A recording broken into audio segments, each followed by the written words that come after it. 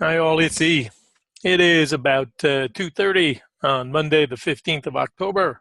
Just want to do a quick update and a reminder we do have a webinar coming up on November 8th with Ninja Trader. So any of you that can make it, please join us and feel free to pass that information along. It's on our website, and hopefully some of you can make it and learn a little bit about some of the things that we are doing.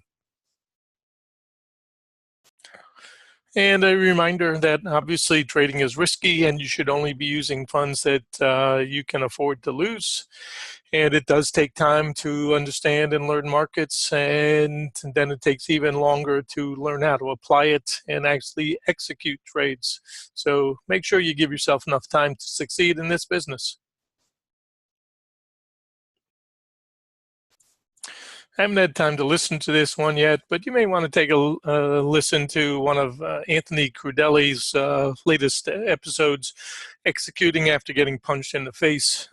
It's really, I'm sure, will be a good one. I have not listened to it yet, but Anthony is a go-to guy that really knows his business, and you'd be well to check him out and the things that he is, traders that he is interviewing.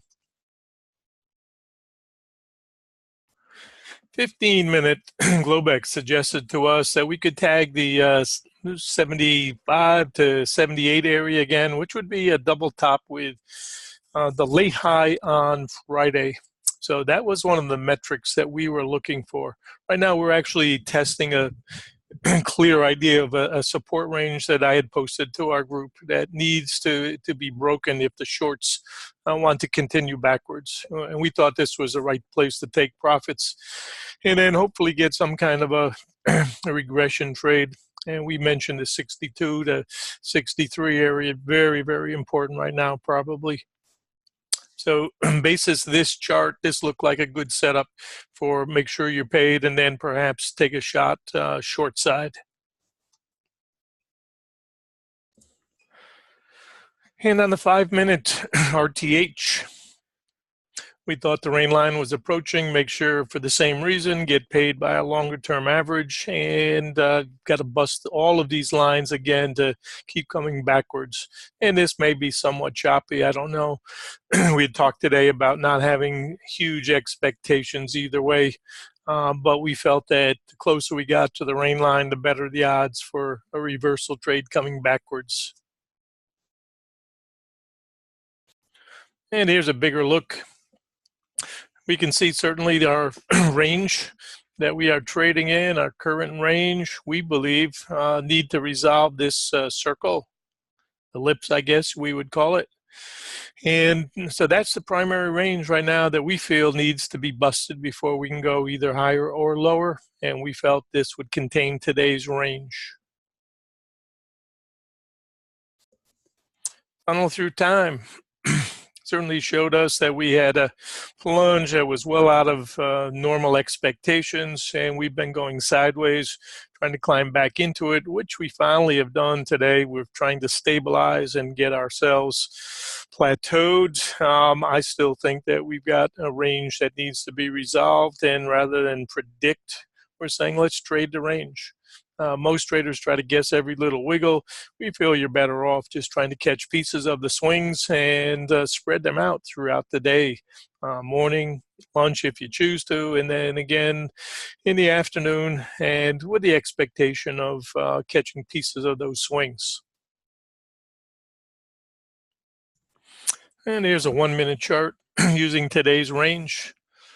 Some of the things that we're looking at obviously are where we get these toe holes.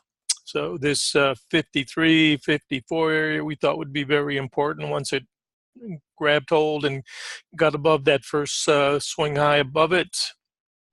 When we settled in at that 65 area and then bounced during lunch, we felt this would be a critical retest coming back into the 65 to 62s. So far, that range is trying to hold, and we can use any denomination we want for this chart. Right now, this is on a 1-minute, and this is the E widget that I use in a number of different studies. And here's a same chart, but put on a 10-minute basis, and we can see the relationship between today and the prior day. Note how this 45 area caught hold overnight. That's significant to us if we see that. So we assume that's support until broken, obviously, and then the next level down, we already know the next couple of levels that need to hold. And likewise, above. Where today we thought the 72 to 73 would be important, and then the 78 area we also thought would be very important. So that's one way that we use side-by-side analysis using the widget to help us analyze, especially within these larger ranges. Very, very helpful. And probably showing a little too much of some of the tools that we use, but here's one we used today that I suggested. Let's take a look at the last swing from Friday. And let's presume that we're going to swing inside that before anything else happens. So set a simple measure for the top and the bottom, set the range, auto plotted the middle for that range, and you can see why we thought today that 51 was an area, 50 to 52 was a good time to make sure you're paid. And then again, obviously on the pop, a 20-point pop into the top of that zone certainly suggested get paid. And we can see we're playing whack-a-mole because the bounces are higher and then the lows are higher, and we keep making that pattern until broken. So this trend line, I think, is pretty important today. You can see that 62 to 63 area we also talked about basis this framework and why that should be a three-box trade. Got to get paid here before you think about coming back into that 55, 56 area again. So this is typical of the type of stuff we do. It's not just moving averages. It's using tools like this to help us. And I just wanted to give some of you a shout out to take a look at our webinar and see if we can give you a few more ideas. All right, hope this helps, and best of luck with your trading.